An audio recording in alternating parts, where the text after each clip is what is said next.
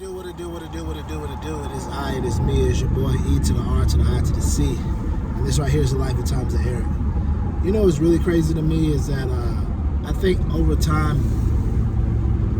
we all develop I've realized we develop a shell of it is what it is, or we develop a sense of, you know, we develop certain traits, I would like to say, depending on what happened to you. Like, prime example with me.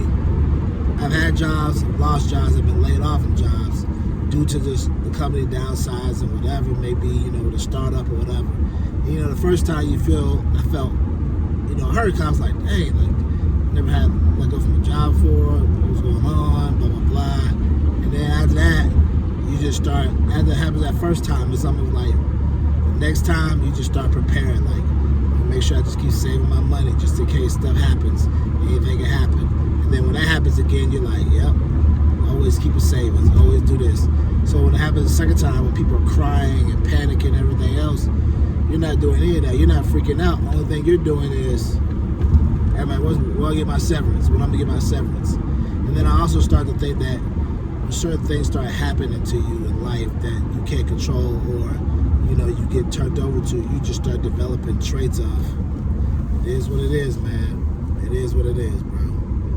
Hey, man, this don't happen, all right? Hey, man, you need to pay this. It is what it is, bro. But you didn't, all right, man. Okay, I can't do nothing about it right now. And I think when stuff like that start happening to us, we go from being, depending on your personality, worried or concerned or whatever, to, I can't sit and worry about that. All I can do is have faith that the Lord gonna take care of me and put me in a better position to take care of that stuff. And that's all you can do. Because that's how I be feeling sometimes. They be blowing me about my student loans. I'll be like, all right, man. I'm gonna try to make a payment on it, man, but I can only do what I can do, man. I can only do what I can do. Sometimes y'all want more for me to pay off stuff than want me to live. So I pay all y'all, and I can't live. I'm gonna be struggling. We'll turn you over on your credit. All right. When I get back up, when I re-up, get back to where I ain't be, how I used to be, I'll come back and pay. You know, then my credit will change. But like Gary Gassi said, don't be out here struggling, trying to pay somebody off. That ain't like a book, like that ain't a bookie or a shark loan. And be out here struggling, you know what I'm saying? Because gas is high, food is high, rent is high. So if you paying somebody, like, I know somebody's student loan, they're like, yeah, you can set up a payment of $250. I mean, I could pay that, but why though? Why? I'm not going to pay this off in the next year. No, $29,000, $30,000 ain't for to get paid off in the next year. Nah, bro. So I might as well keep condensing the payments as small as I can, and we'll just continue to keep riding this out until we go from there. Then after I blow up, then I'll come and pay you off. Until then, you get what you get. You know? Why should I stop my way of living so I can do this? It was y'all that told me to go to school to better myself. Well, betterment ain't happening. So what's up? What's up? Right. So that's why I think we just all develop a shell. And I get the phone calls. You need to call him.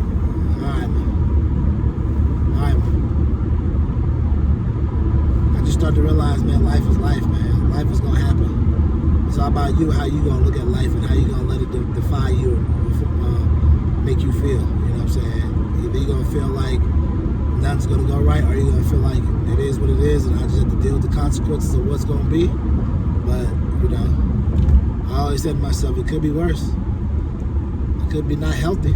It could be not walking, moving, seeing, you know? Think about that.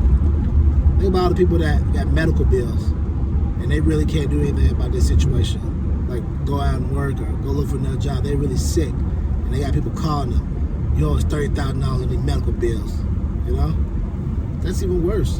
You know what I'm saying? Their situation is worse than mine with my student loans or anything else, because they can't even go out there and use their gifts to go and get something and make something happen because they're sick, they don't feel well. But we still shark hounding them, you know, all that stuff. So, man, you know, it is what it is, bro.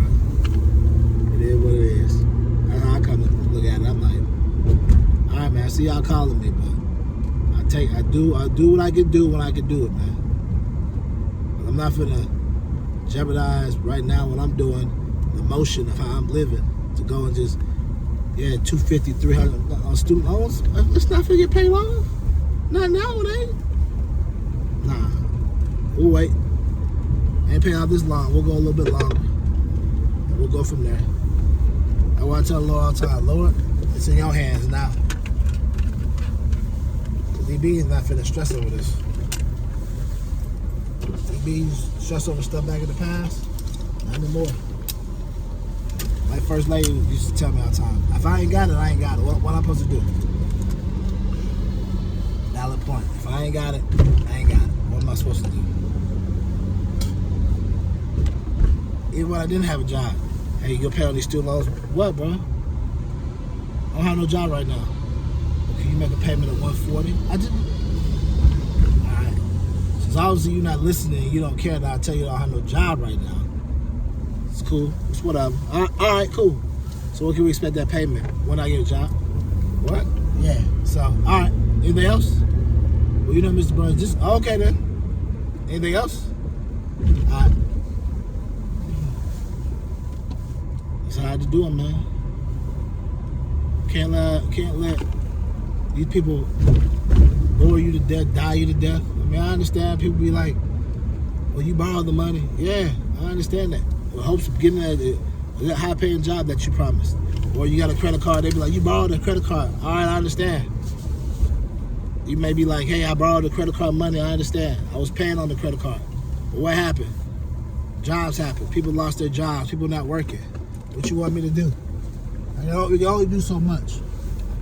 So, it is what it is, man. So I say all that to say, don't let nobody take your peace. And don't let nobody put you in the worrisome mindset like, oh man, it's the end of the world. It ain't the end of the world. You could always bounce back. Things always happen. Focus on fulfilling the duties that God wants you to do.